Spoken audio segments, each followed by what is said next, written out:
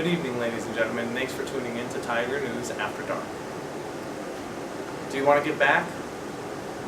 Evie's on Bee Ridge Road is going to give you that opportunity Saturday, November 8th at 1 p.m. They'll be hosting a mini golf tournament for spinal muscular atrophy. Spinal muscular atrophy, also known as SMA, is a disease that robs people of their physical strength by affecting their motor nerve cells in the spinal cord, taking away the ability to walk, talk, and eat. It is the #1 genetic killer in infants today. 100% of the proceeds will be donated to Cure SMA Foundation. If you don't feel like playing in the tournament, no worries. Come out and listen to the live band and bid on the silent auction. If you're hungry, grab a slice of pizza, including a soft drink for $10. Some of those proceeds will be donated to the charity as well. So come out and show your support for a great cause. Now over to Jessica with sports. Tiger boys start fast and finish strong. Tiger boys for our city, we putting on. We done grinded all summer, it's time to get it. We started fast and strong, and that's how we gon' finish. I'm a tiger, tiger, tiger. Thanks, Tim. Florida State quarterback Jameis Winston is once again back in the hot seat. Winston is being investigated by school officials for claims of selling autographs for money, a violation of NCAA regulation. Winston is still under investigation for an alleged sexual assault claim that was recently reopened. Winston just came off suspension for shouting vulgar slurs on campus. Now we'll take it to Elizabeth in our green room with our arts and literature section.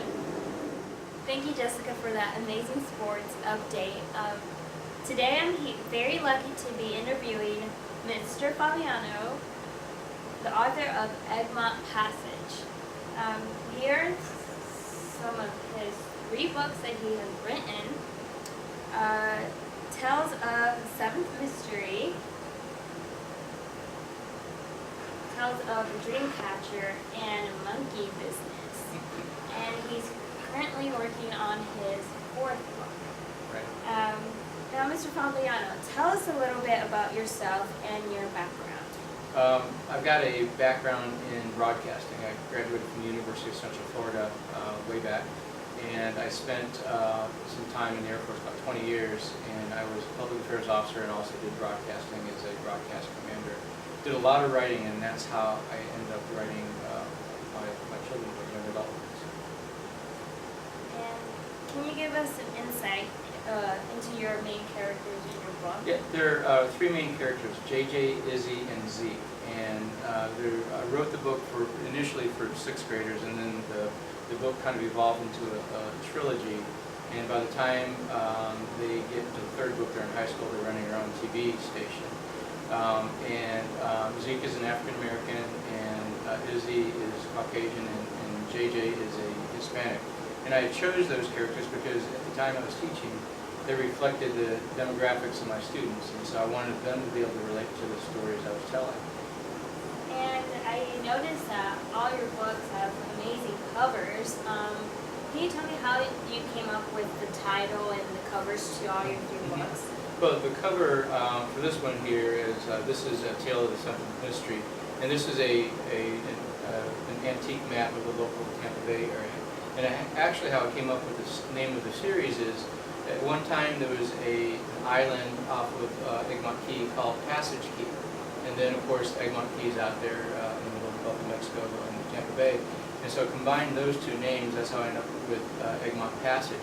But it's a double entendre because yes, there's a physical location of the bay, but also these students, these kids end up going through passages of time. And so therefore, I got that name for that too.